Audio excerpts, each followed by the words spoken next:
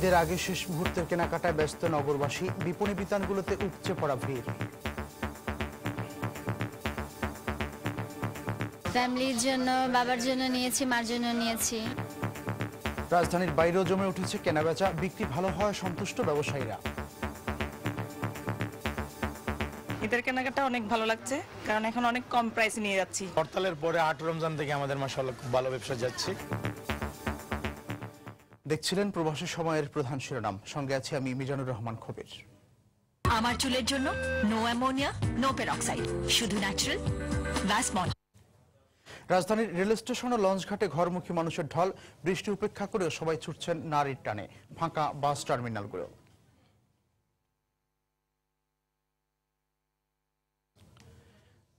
আপনারা দেখছিলেন প্রধান শিরোনাম, অন্যান্য সংবাদ। ঈদকে সামনে রেখে যুক্তরাজ্য প্রবাসী বাংলাদেশিদের দেশে ফেরার ধুম, তবে জামায়াত হরতাল ডাকায় উৎকণ্ঠা। রাজধানীর রেল স্টেশন ও লঞ্চঘাটে ঘরমুখী মানুষের ঢল, বৃষ্টি উপেক্ষা করেও সবাই ছুটছেন নারীর টানে, ফাঁকা বাস টার্মিনাল।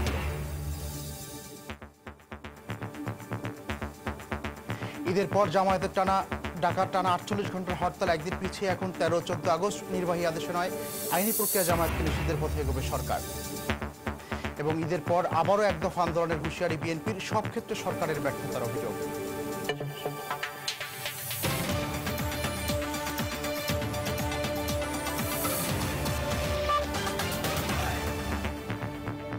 এবার প্রবাসের কিছু খবর। প্রবাস জীবনে নানা দুশ্চিন্তা সত্ত্বেও পরিবার পরিজন ছেড়ে দেশের বাইরে থাকা প্রবাসীরাও তাদের সাধ্যমতো ঈদের প্রস্তুতি নিতে শুরু করেছেন। দুবাই প্রবাসীরা বিভিন্ন মার্কেট ঘুরে তাদের প্রয়োজনীয় পাঞ্জাবি, শাড়ি, স্যান্ডেল, জুতা, অন্যান্য সামগ্রী কিনে নিচ্ছেন। তবে অন্যান্য বারের চেয়ে এবার ঈদের আনন্দের উৎসাহে কিছুটা ভাটা পড়েছে। বিশেষ করে ভিসা বন্ধ, কর্মসংস্থানের অভাব সহ নানা জটিলতার কারণে নানা দুর্ভোগ পোহাতে হচ্ছে তাদের। তারপরও ঈদ আয়োজনকে জমিয়ে রাখতে প্রবাসীরা চালিয়ে যাচ্ছেন প্রাণান্তকর চেষ্টা।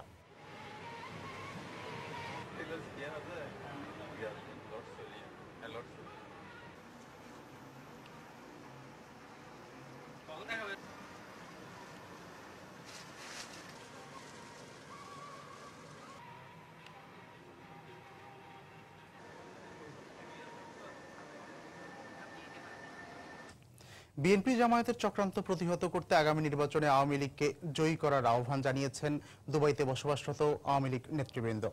মঙ্গলবার এক ইফতার মাহফিল ও আলোচনা সভায় বক্তারা বলেন, উন্নয়নের ধারা বজায় রাখতে হলে মহাজোট সরকারের বিকল্প নেই। আবুধাবি আওয়ামী লীগের সভাপতি মোহাম্মদ ইউসুফ ও সাধারণ সম্পাদক এম তালেব আলীর সঞ্চালনায় প্রধান অতিথি হিসেবে অনুষ্ঠানে উপস্থিত ছিলেন আরব আমিরাতের আওয়ামী লীগের সভাপতি কাজী শাহজাহান।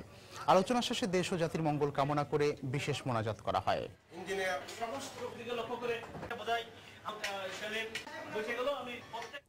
সিঙ্গাপুরে অবস্থিত বাংলাদেশ বিজনেস চেম্বার অফ কমার্সের আয়োজনে স্থানীয় এক হোটেলে ইফতার পার্টির আয়োজন করা হয়। সংগঠনটির ইফতার পার্টিতে উপস্থিত ছিলেন সিঙ্গাপুরে নিযুক্ত বাংলাদেশ হাই কমিশনার মাহবুবুজ্জামান। তিনি জানান, দেশটিতে সুষ্ঠুভাবে ব্যবসা পরিচালনার জন্য এবং বাংলাদেশে বিনিয়োগ বাড়ানোর জন্য সিঙ্গাপুরের বিভিন্ন সংগঠনের সঙ্গে নিবিড়ভাবে কাজ করে যাচ্ছে সংগঠনটি।